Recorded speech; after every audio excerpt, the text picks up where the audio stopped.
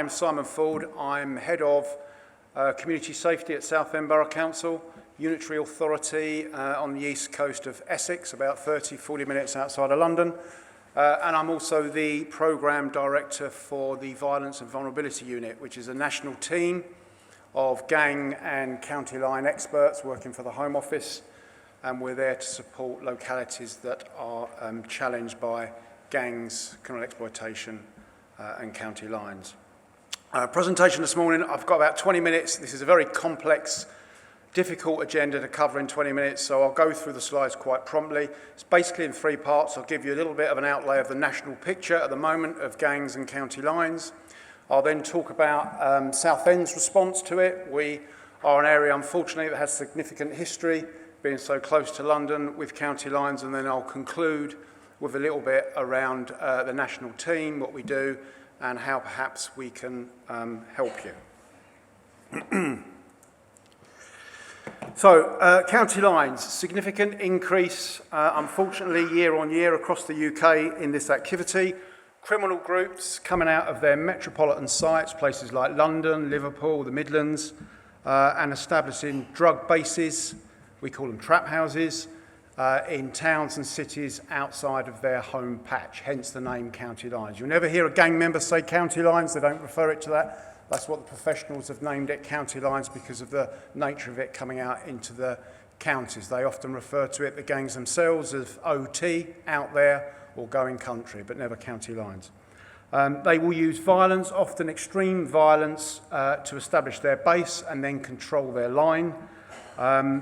Social media, as we know, key factor within all of this, both to promote themselves and brand themselves online and challenge and intimidate other rival gangs. They will travel extensively to set up these new drug bases and drug markets. So, for example, Liverpool gangs have a strong footprint in North Wales. Interestingly, they're also down on the south coast, places like Bournemouth. Midland gangs tend to migrate towards the southwest, so places like Bristol, Gloucester, Devon and Cornwall. And London gangs by far are the most extensively travelled. They will travel just about anywhere across the UK to undertake this work. The game changer with regard to all of this methodology, again, as we know, is that they will target vulnerable people to do their work, to sell their drugs, to move their drugs, to store their drugs, and to engage in criminal activity.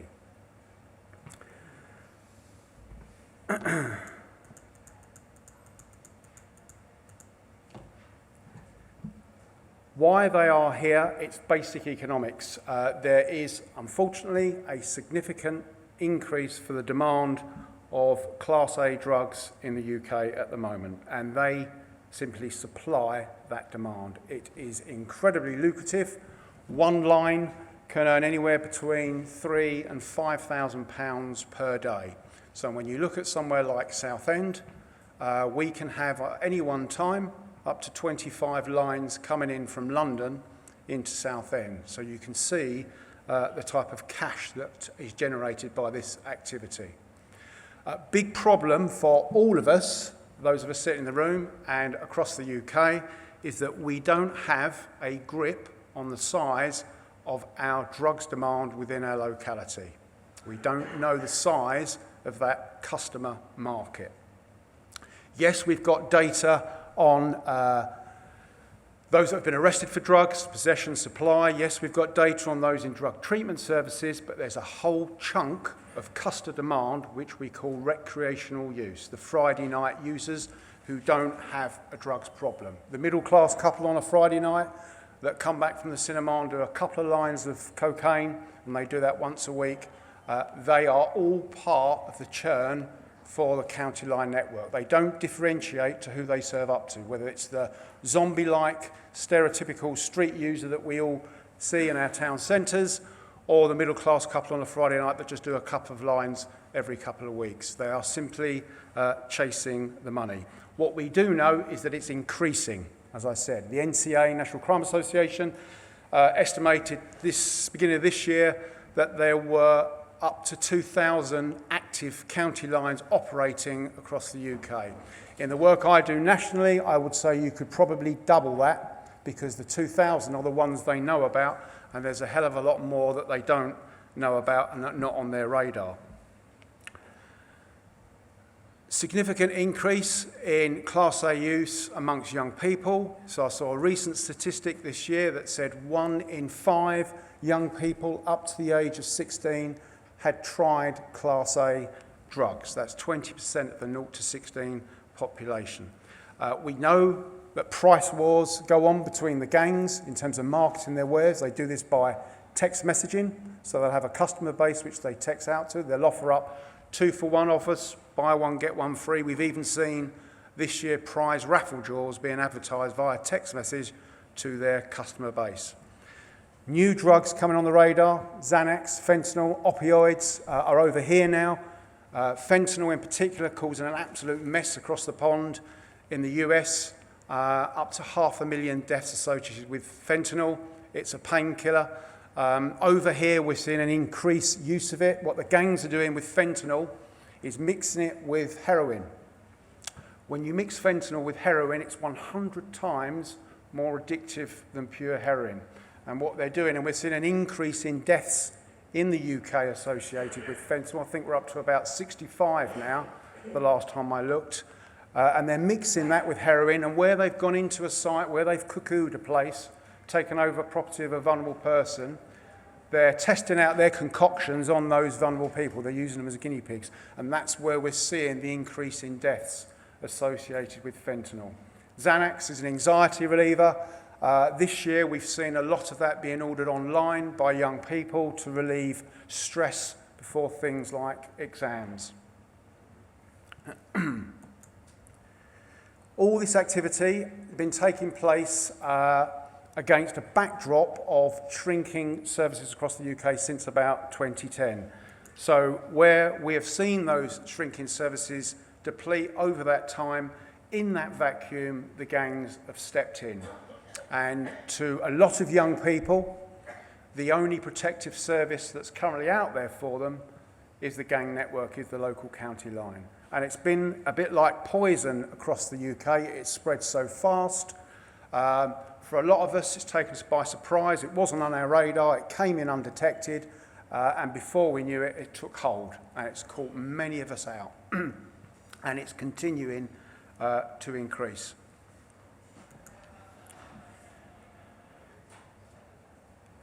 And what we're seeing is systematic exploitation of vulnerable people. And the media have placed a lot of this exploitation focusing on young kids. And yes, that's very true. They do exploit young kids and target the kids. But equally, vulnerable adults are very much in the play as well for the gangs. And it's not just county line activity that target vulnerable people. We all have vulnerable people in our communities.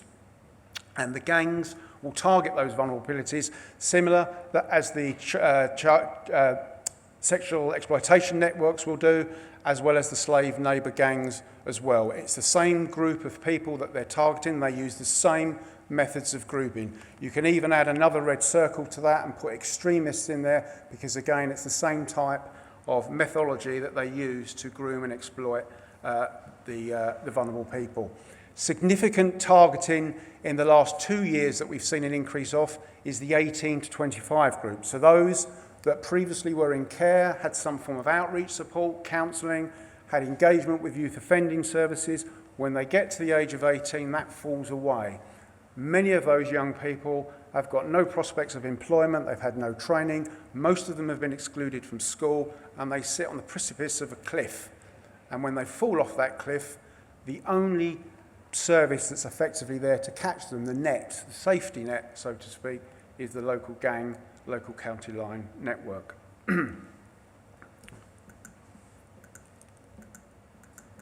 So, a little bit about Southend in terms of what we've done. We've had a history, unfortunately, of county lines being so close to London over the last few years. We can have at any one time up to 25 lines coming in to Southend, mainly from London. what we saw in Southend, what we have in Southend is 4 strategic boards. So we're a unitary authority, we have a community safety partnership, we have the 2 safeguarding boards, it's now joined as one, but children's and adults, and we have the health and wellbeing board. And what we saw about a year ago, that each of these boards was doing something to tackle gangs, county lines, criminal exploitation. They were working in partnership as a partnership board, but they were vertical. There was no cross-piece communication, no cross-piece information sharing. It was very vertical and very in isolation from each other, which was leading to things like duplication. Example of that, over here you'd have the Community Safety Partnership, and it would have a multi-agency partnership group that was looking at gang nominals, gang perpetrators. Great. Over here, under Children's Safeguarding, you'd have one group that was looking in multi-agency format at missing children from school. They'd have another partnership group under Safeguarding looking at missing children from home. What we saw was that the people they were looking at on both sides were the same people, and there was all this duplication going on. Different actions, different activities. So what we created in Southend, and it's been going for about a year now, is a new Violence and Vulnerability Strategic Board that sits above those 4 boards. And it supports and challenges those 4 boards in terms of getting them on the same page to do some work to tackle this. And that's what's really worked really well in terms of that. We work to a jointly owned, 4-board-owned delivery plan, and we've based that on something called the 4P approach. Some of you may have heard of that. So that's prepare, prevent, protect and pursue, with a couple of other bits added in. So under prepare, it was about how do we make local conditions in Southend difficult for the gangs to operate? How do we disrupt the marketplace? Under prevent, it was about robust and wide package of support, training and awareness to all frontline agencies in Southend, including all the schools. So every pupil in every year group, in every school in Southend in the last year has undergone some form of knife, county line or gang awareness program, and that continues at the moment. And then under protect and pursue, they were quite closely linked under an operation called Operation Censor, jointly run by the cops and our youth offending service, and that was on the protect side, doing the intervention, identifying those most at risk, both adults and young children, taking them away from the focus of the gangs with early intervention stuff, and on the pursue side, largely led by the cops, but it was about going out after the baddies. The other 2 elements of our delivery plan featured community engagement, one thing that we haven't done so well at. We're working on that this year. Very much, we have to have a strengthened dialogue with the local community. These people, the vulnerable people and the perpetrators in some cases, come from the local community. So there has to be a dialogue with them. We have to be honest about what the problem is, and we have to talk to them about working together to do that. Now, we haven't been great at that, and there is a plan to take that further this year and early next year to develop that community engagement in an innovative way. The other area was about understanding the problem. So when we set out the Violence and Vulnerability Board last year, we had bits of information about gangs and county lines, but what we didn't have was anything on a one-pager that we could sit there and say, well, what does it actually mean? What does it look like? So what we developed was this, a 1-page data dashboard, we call it. Now, this is an old slide from really almost a year ago. This was our first attempt. We're a year down the line, so this is much more populated now. But it gives you an idea of what we table every month to the Violence and Vulnerability Board about what's going on in Southend. So as you can see, it's about how many lines we've got coming in at the moment, how many arrests we've made in conjunction with the county lines, how many youngsters are caught up in it, how many adults are caught up in it, and equally what information we can get from A&E. And we've done a lot of work with our local hospital around the Cardiff model, the resurgence of the Cardiff model, getting that intelligence from A&E departments across to the Community Safety Partnership and the Violence and Vulnerability Board. So this has really helped us in terms of just getting an idea of what's going on in Southend in terms of county lines and gang activity. So to give you an idea of what these boards are now working on under the new setup of Violence and Vulnerability, and I won't go through all of these because of time, just gives you a flavour there of what each board is doing. So for example, the CSP They've taken responsibility for disrupting some of that marketplace, so we've been using a lot of some of those civil powers that we've got. So my teams are using community protection warnings, community protection notices, CBOs. We've got a PSPO in place which we use. So there's a lot of that disruption stuff going on by police and community safety people under the CSP. Safeguarding colleagues under their boards, they've led, as I said, on training and awareness programs, frontline staff and all the schools in Southend. They've also developed a new risk assessment tool for adults and kids to ensure that we're picking up those people that the gangs are targeting, and we bring them into our field to do those early intervention stuff. Health and Wellbeing Board, we've got them to the table. They're taking ownership of this, which is absolutely great. So they've been leading on things like last year we had, as I said at the start of the presentation, trying to understand the drugs market. They had a stab at that in Southend. It wasn't perfect, but we had a go at trying to understand what does the customer-based drugs profile look like in Southend. And we're having another go of it at the moment, and Health and Wellbeing Board and colleagues from there are leading on that. They also re-established a strong link with A&E, and I did a number of presentations to A&E colleagues at Southend Hospital about re-establishing that comms line between A&E and Southend and the community safety partnerships. Absolutely vital that we pick up people coming in who are presenting themselves with gun wounds, knife wounds, anything in relation to that type of violence and serious assault. The other thing they've led on in terms of the Health and Wellbeing Board was a poster and PR campaign, a counter-narrative. So last year, in the autumn of last year, they did this one, which was Who Was Controlling Your Child? This had an internet site backed up with it. We did loads of local media stuff. It was a poster campaign. It was in the town centres, on the back of buses, in train stations. Sky News came down and a feature on it. It was basically telling parents and carers, do you know the signs if your child is being involved in this type of activity? Do you know what to look for? Do you know what to do and how to refer it? This time last year, we did phase 2 of that programme, led by Health and Wellbeing Board, which was aimed more at the recreational users before Christmas. So those people I talked about, the Friday night users, we were asking them, do you know where you get their drugs? And to a lot of them, these drugs just seem to appear from a glitzy guy, this is what they think, driving a Porsche, who delivers their drugs to their door. Not the case. What they don't realise is that in most cases, it's a 12-year-old boy riding his mountain bike with drugs plugged up his backside, with the threat of his house being burnt down with his sister and mum in it if he doesn't deliver drugs from A to B. So that's what that was targeted. We're about to go, in fact, we have gone live with phase 3 of this, and that's aimed at if you've got a friend that you think is involved in this, somebody at school, what to do and how to report it and what signs to look for. And that one is even bigger than the previous 2. We've gone into the 3 cinemas we've got in Southend, and we've really PR'd this. And the Home Office are looking at all our programmes of work on this as a sort of potentially as a national campaign, which is really good. Just to finish off, the year ahead of us for Southend, as I said, community engagement wasn't particularly good by us. We need to step up with that in terms of that dialogue. So there's a lot of work being led by our voluntary sector teams to lead this, to get involved with the community. And the other thing is performance monitoring. You saw the data dashboard. That is just collating information. There is no performance management on this at all. It's very difficult to actually nail down KPIs around this subject. We've got KPIs for crime and different safeguarding things, but to actually get a KPI on reducing gangs and county lines is very difficult. So we're having a think on that at the Violence and Vulnerability Board about what does a couple of KPIs look like in terms of what is success, how can we measure success with all this work that we've been doing. Just to finish off, as I mentioned, I'm the Programme Director for a team called the Violence and Vulnerability Unit. We work for the Home Office and MOPAC, Mayor's Office Policing and Crime in London.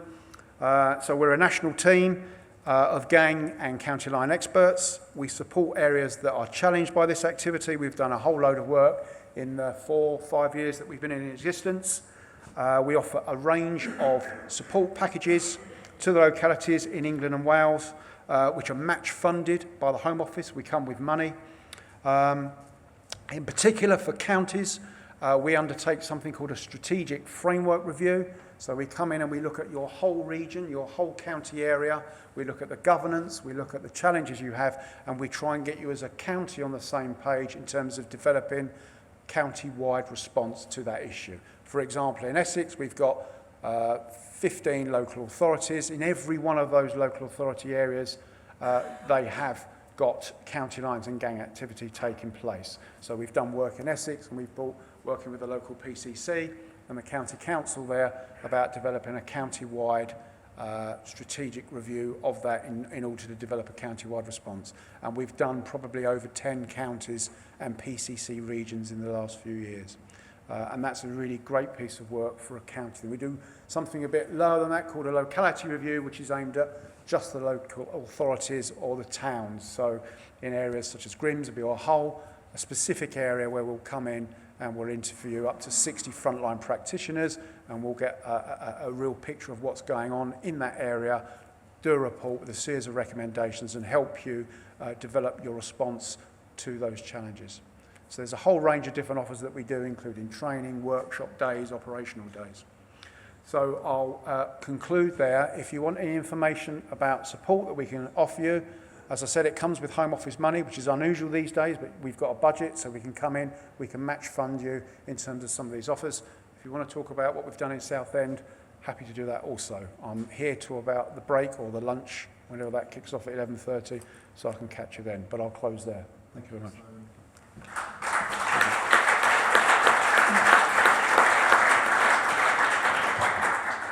Welcome, Lucy. Thank you. Hi everyone, my name is Lucy Belcher. I work for the Children's Society. I've been a practitioner there for quite a few years and more recently moved on to a manager role overseeing the North regions for our exploitation prevention programme. I'm going to talk this morning around child criminal exploitation and Simon's really helped to set the scene with that nationally about what is going on and the children and young people that are affected. I'm also hoping to share some learning from our practice and also share some learning from our research. So we've recently produced a policy report which was called Counting Lives, so I'm hoping to share some of that research with you as well. So a little bit about the Children's Society if you don't already know who we are. We're a national charity. We deliver services across England and Wales. We have a policy and campaigning team, which is obviously where our Counting Lives research came from too. We've been running for quite a long time. It's a charity that's been running for 140 years almost. We predominantly worked with, back then, worked with children who were living in poverty and sort of extreme destitution. As things have changed, our expertise mainly lies in exploitation services, but we also have services for children in care, substance and alcohol misuse services, refugee and migrant children, and also services for children suffering with mental health and low well-being. Normally, before I start any presentations, I'd like to put the definition here of child criminal exploitation and also a young person's definition, just to set the context. So the one on the right is the Working Together guidance, which some of you may have seen. It's very similar to the child sexual exploitation definition. I think literally the only wording that's different is about coercing and controlling a young person into criminal activity rather than sexual activity. And the definition, there are pros and cons. It does say in there that there is an imbalance of power, so coerce, control, manipulate or deceive a child or young person. Very clearly that is there. The part that is really important, where it says the victim may have been criminally exploited even if the activity appears consensual. And working with young people who are being criminally exploited, it can often appear to other professionals that what they are doing or what it appears that they are, what some people say, involved in. These young people aren't choosing to do that. These young people are young people who have been coerced, who have been controlled, manipulated, and they don't have a choice about that. It also says on there about child criminal exploitation doesn't always involve physical contact and that it can occur through the use of technology. And we see that a lot. So young people who are being controlled through technology in terms of their phone, so they're being targeted on social media apps, they're being controlled by apps where they're being tracked in terms of their location, and there's no escape from that because of the use of technology.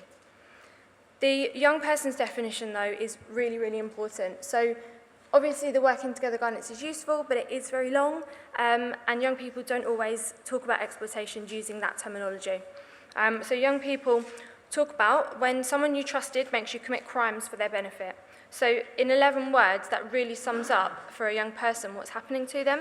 When someone you trusted, so that's someone who has groomed a young person to the point that they trust them and they believe what they say, they believe that they are a friend, or they believe that there's someone who's looking after them and protecting them. Makes you commit crimes refers to someone's making a young person do that, so that's the element of the coercion and control. And for their benefit, it's never the young person's benefit, it's always for the perpetrator's benefit. So about a year and a half ago, the Children's Society were getting a lot of practitioners from up and down the country that were saying, we've got vulnerable young people who we're working with, but they're being criminalised. We don't know what it is that's going on, but these children and young people are being criminalised, but we know that they're really vulnerable. We had cases where we were working with young people who were being sexually exploited, and in their care home there were stashes of drugs and money being found, but where the language wasn't there for criminal exploitation, everyone was referring that to sexual exploitation. Or we had a case where we were interviewing a young person after they've been returned home after a missing episode, and the young person was mentioning things, just as Simon was saying, about OT, or they were mentioning trap houses. And what was really happening was that we know it had been happening for a long while, but there was no label, there was no research about that. And so our policy team picked that up and said, we really do need to do some research into this and see sort of what's happening. We undertook a literature review, we undertook a survey with policing staff, we had freedom of information requests that went out to police forces and local authorities. We did interviews with professionals in 6 local authorities across the country, and we also interviewed practitioners from our own services. And what we found was that it's a very long report if anyone's seen it, but there are 3 sort of main key messages that I wanted to talk about today. So any child can be vulnerable to child criminal exploitation. There are obviously some factors that make a child more vulnerable, but really any child can be vulnerable to exploitation, and this is happening up and down the country. There is probably not an area where this isn't happening. Local safeguarding agencies had not yet positioned themselves well to safeguard children targeted for criminal exploitation, and as I said earlier, children were being seen and treated as criminals rather than being seen as victims. So if we take the first one around the safeguarding agencies not yet positioning themselves well enough to respond. Through our survey, we had 40% of police forces that had said that county lines have been prevalent in their police force area for 5 years or more, possibly longer than that, but we had 40% around 5 years or more. But when we asked them about whether they thought that criminal exploitation was a priority in their local area by the multi-agency professional, 40% said they didn't know, and 32% said that it's a priority for some local authorities. And obviously the numbers drop, as you can see. When we spoke to local authorities, only 1 in 5 of those could actually collect and retrieve data around children who were being criminally exploited, and only 1 in 3 of those local authorities had a local strategy in place about how to respond.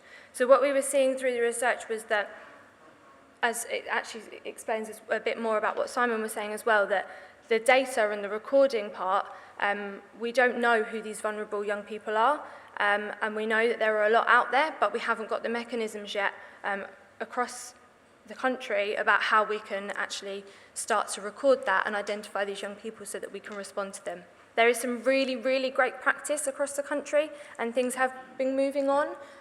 This research and the freedom of information requests were from the year 2017 to 2018, and I think in the last year or so we've had some real progress, and some local authorities are doing some really amazing work, but there are still some gaps there, and it's really important that we can identify these young people so that we can appropriately safeguard them.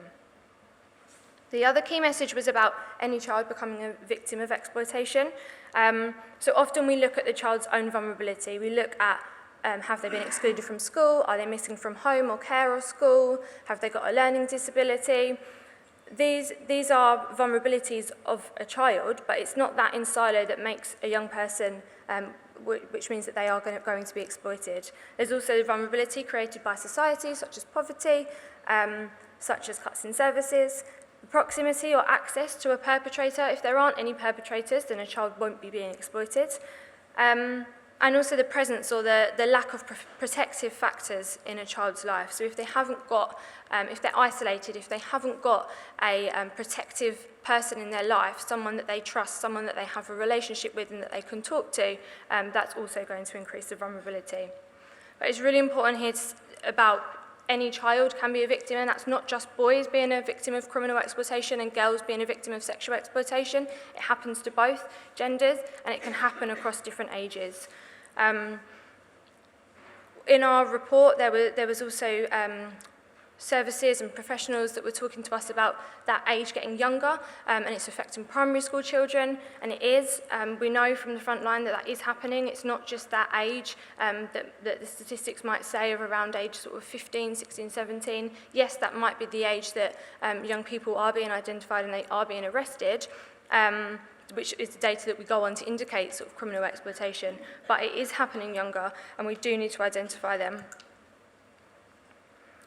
We also created this graphic from the report which builds on some of our work with young people as well.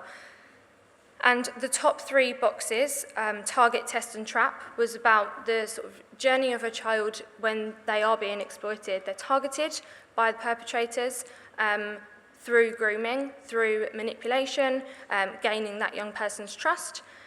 Then there's almost like the test phase where that young person has been given protection, they may have been given weapons, they may be being forced to and manipulated and coerced into sort of smaller criminal activity.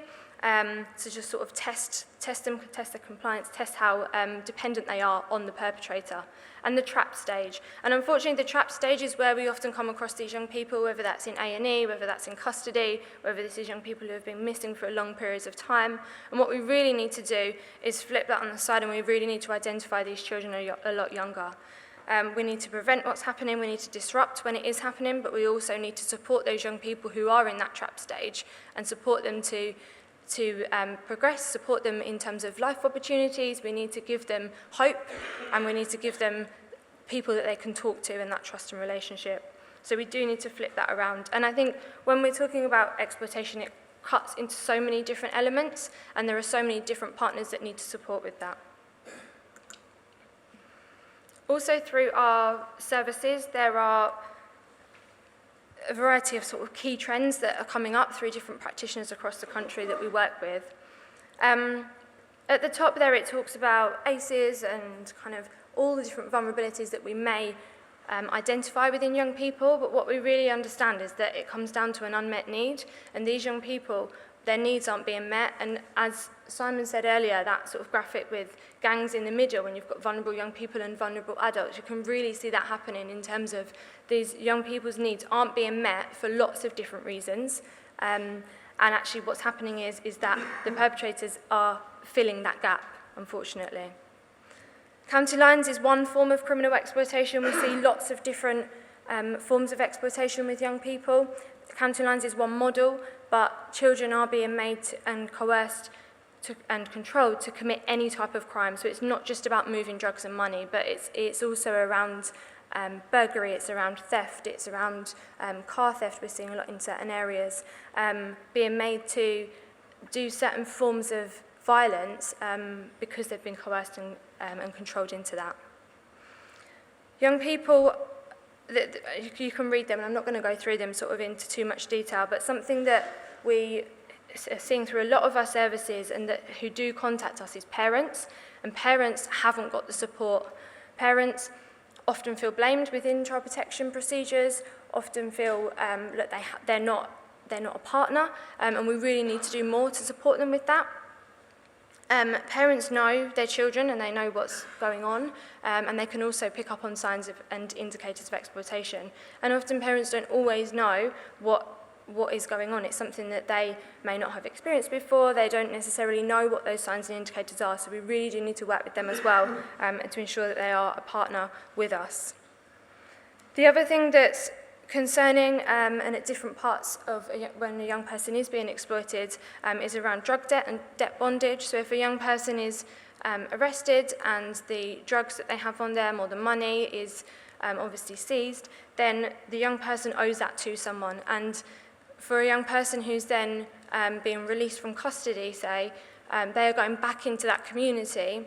And particularly if it's a young person who's been trafficked to other areas of the country, so if they're from Manchester and they've been trafficked to Devon, arrested in Devon, and then they're released and they're going back to Manchester, what are we putting in place to safeguard that young person who now has a huge drug debt and owes those perpetrators or owes that organised crime group? How are we supporting them? And also how are we supporting their families, because often their families get threatened as well. In terms of recommendations, we always need to treat child exploitation as a safeguarding issue. It is a child protection issue and we need to be safeguarding them. We need a strategy meeting about their needs, and not only just around safeguarding them, but it's also around disruption. So how can we disrupt the perpetrators? How can we disrupt the organised crime group? What other pieces of intelligence do we need? If it's a young person who's being trafficked to one part of the country and we know that certain transport is being used, how are we working with British Transport Police, for example, to feed them into the strategy meeting, and what intelligence do they have? And it's also not just about statutory partners. We're also doing a lot of work on our programmes around other partners who are the eyes and the ears. So that's car hire companies, that's hotels, that's different food and drink places, that's all those different parts that is sort of in society. It's everyone's responsibility to be safeguarding these young people. In terms of information sharing, I know that's something that's a whole nother topic, but information sharing is crucial for this. We've got, as Simon has already showed with the maps, these are children and young people who are being trafficked to all different parts of the country, crossing different borders, crossing different local authorities, crossing different police forces, and we really need to talk to each other to share that information. If we don't have those pieces of the puzzle, then we're not able to support them. In terms of children who go missing, that's a huge indicator. So children who go missing from home, from care, from school, huge indicator. Our research looked at missing episodes and it's changing. So it's not just children who are going missing for really long periods of time. You've got children who are missing from school, part of the day of the school, or if they're in a pupil referral unit and they're actually not, they're not supervised for periods of the time, and they're going missing, but they're not being reported missing, but just that nobody knows where they are. And that intelligence from those return home interviews really need to be fed in so that we can support them. The other thing that's really important is around appropriate language, and these young people need to be framed as victims. The minute that we do start calling them things like drug runners, or we're calling children and young people criminals, then that frames that young person as a criminal. It doesn't frame them as a victim. And once that's out there in terms of like referrals or signposting to different services, that really affects the support that they can receive. In terms of the national referral mechanism, we've talked a little bit around trafficking and exploitation, and really if a young person is being moved from A to B, whether that's from a long distance or it's just down the road from one street to another, a young person is being trafficked and they really do need a referral to the national referral mechanism. In the report, we also found that data around the national referral mechanism wasn't being held. There was no sort of record in some areas around police forces or local authorities who had made those referrals. So if we were able to identify them, then we'd be able to look at what's the scale in an area, how many young people are being exploited, and how can we get support to them. So what we were really calling for in the research was a national strategy. We're really lacking that. There is no national consistency around the country about how we are identifying these young people, how we're recognising them, how we're responding to them appropriately. We really do need change in legislation for that to happen. And obviously I've talked a little bit around data collection, which is crucial for that. In terms of a local level, if you're in an area where you don't know how many young people are affected by this, or actually we don't think it's a problem within our area, it's really crucial to talk to young people, talk to practitioners on the front line, talk to them about different signs and indicators, talk to them about what is going on, asking the question, because it might be that there's no data for it because we haven't got the systems in place or the mechanisms to record it. But once we start talking to people, I'm pretty sure that there'll be some forms of exploitation going on.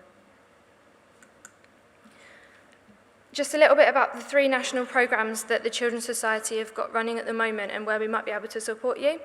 So we have a disrupting exploitation programme in 3 areas. So we have that in Birmingham, Greater Manchester and London. We provide one-to-one support with young people, but we also tackle the systemic issues that are facing young people. So we recognise that we can do the support for the young people, and we can give them that mentoring, we can give them a trusted relationship, we can help them to seek further support and advocacy and mentoring. But actually what we're finding is that it's the same problem, but it's just different children all the time. So we really need to tackle those systemic issues. And on the Disrupting Exploitation programme, we're really trying to do that. An example of that is in London, where we've tried to work with the custody suites. We've trained over 1,000 staff within the Met Police, and we've worked with them about the phrase sort of stay curious. And it's about how those people in custody can recognise what may have been happening to these young people, and that could be the beginning of the end of their exploitation. The prevention programme is the programme that I'm working on, so I'm the service manager for the North regions, but the prevention programme is a national programme. We have 10 prevention officers who are in all of the policing regions across England and Wales.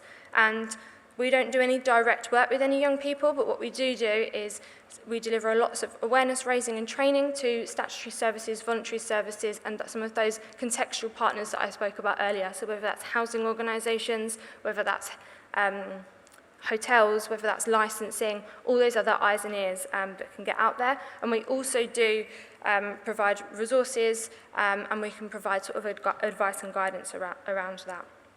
We've also in a consortium with Research and Practice and University of Bedfordshire on our Tackling Child Exploitation programme, and that was funded this year through the Department of Education, and that's funded for 3 years. The first round of applications actually closes today, but the next round of applications will open again in the spring term. And on our website, on the Research and Practice website and University of Bed's website, there's a lot more information about it, but it's a service where people can apply for support, and that's local areas. It's not necessarily local authorities, it's local areas in partnership. And what they can do is apply for support, whether that's around data, whether that's around their policy, whether it's around how different groups are set up within their organisations to respond and tackle child exploitation. And that focuses on extra-familial harm, so that's harm that's happening outside of the family home. So though that can be accessed from the spring term applications if you haven't already been aware of that. One last thing to leave you with is that we have lots and lots of resources and support on our website. We've created different guides for parents, for professionals. One thing that we've found has been really useful is our criminal exploitation toolkit, and that was released a couple of years ago, really to help practitioners and those in the front line, social workers, about how to respond and how to work with a young person who might be being criminally exploited. So that's there as well, and we've got lots of other resources on our website too. And my email address is on there.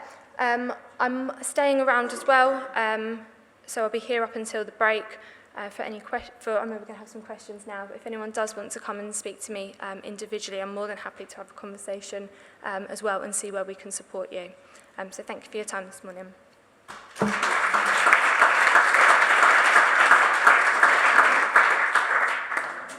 Councillor May in the room, Nottinghamshire,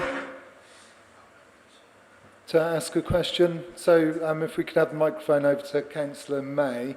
Thank you very much. I'm wary of time. The last session was overrunning, so we've overrun. So I'm going to take Councillor May's question, really packed with information, the presentations. You both said you were around, so I'll let councillors come talk to you afterwards, but we'll take Councillor May's question. There are days when I wish I was a councillor. Oh, sorry. Mr. May, Anthony. I'm an officer from the County Council in Nottinghamshire. I was just wondering whether or not there are multi-agency approaches, say specific multi-agency teams that have been successful in tackling this, and if there are examples of that, can you describe the sorts of professions that make those teams up? So I'm thinking whether it's social workers, youth workers, the sorts of people that are best placed to tackle this. Thank you. Yeah, it's basically all of them. You absolutely and critically have to have a partnership approach to tackling this. There's no way around it. Look, gone are the days of this being at the door of the cops to deal with. It's got to be social workers, safeguarding teams, health and well-being teams. At the moment, the media and the government are talking about a public health approach. You know, it is a public health approach, a public health issue, but it doesn't sit solely with public health colleagues. That's the miscommunication that the government have come out with, which has scared our colleagues in public health, thinking this is all going to land at their door. It's not.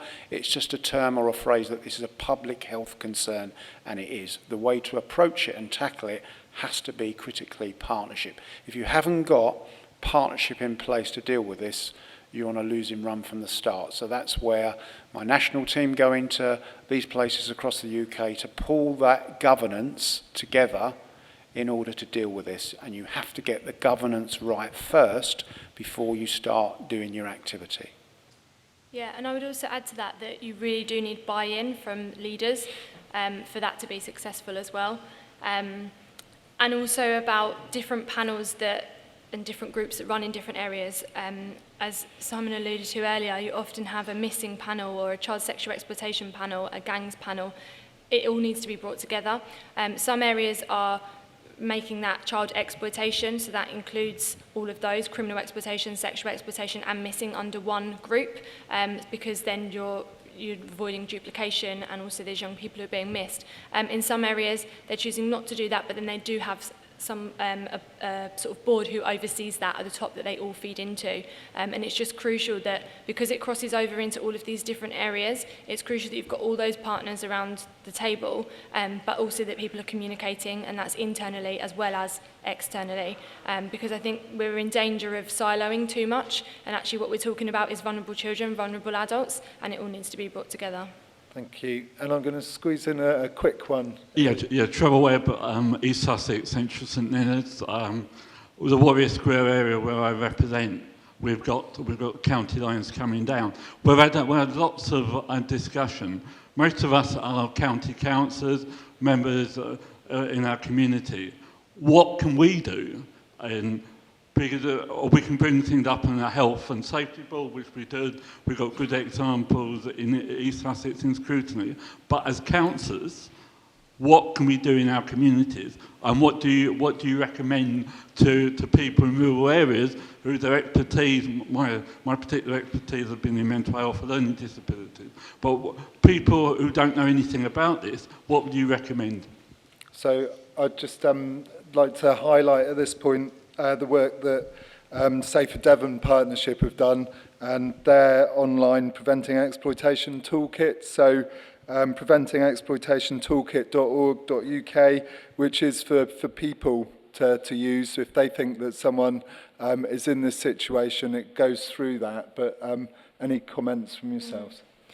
I think the increase over the last few years that we've seen is through sort of media, and it's where people are talking about it. And what we do need to do is not forget this conversation. And even though there might not be any statistics or any reports within a local area, what we do need to do is have that conversation, be talking to young people, be talking to those people in the community. They know what's going on in their local area, and often it's just about how they can feed that in and share that pieces of information and that intelligence. We need to be able to raise awareness, and like what you said about what are the signs and indicators. You know, if you've got children and young people who are going missing or being trafficked to different areas, if you've got a house with a vulnerable adult in where there's lots of people coming and going, there's suspected dealing going on around an area, there's people with different accents coming into a local area, there's different signs that people can pick up on, but we need to be able to raise awareness. And also it's not just about raising awareness, it's about raising and increasing the confidence of people to report that and to share that. Often what we might see, and when we talk to different partners across the country, they say that, okay, so we're now at that part where we might recognise it or we acknowledge what the signs and indicators are, but they don't actually feel very confident that what they're going to report, either something's going to be done about it or they feel worried about their safety. And what we need to try and do is work with people to increase their confidence. So it's about the knowledge and understanding as well as confidence to be able to report. Yeah, I think I'll leave it at that bit. Yeah, 3 things for a councillor who asked the question. Firstly, make sure you are fully trained up and have awareness about what is county lines, criminal exploitation, how it works, how they work. You've seen a little bit of it this morning. but we can support you. We can come down to your locality. I think you said Sussex, didn't you? And we can run some of those workshops for you if need be. We also do online training. But that would be the first point. Know yourself what County Lines is and how it works. Secondly, I would say know what your locality policy is around it. Is there a partnership approach to it? Is there somebody in East Sussex that's leading this, or a partnership group? Be connected and in sync with them so that when it comes your way, you know where to go and what the local authorities are doing with it. Finally, as a local councillor, you are the earpiece to the local community, earpiece on the ground. So any information that you pick up from the people on your travels, you need to feed that back. All intelligence around this is absolutely key to the partnerships that are dealing with it. So you keep your ear to the ground and you feed that up so we are aware of where these gangs and where this activity is taking place. Thank you very much. So please catch Simon and Lucy outside, and if we can show our appreciation again, thank you.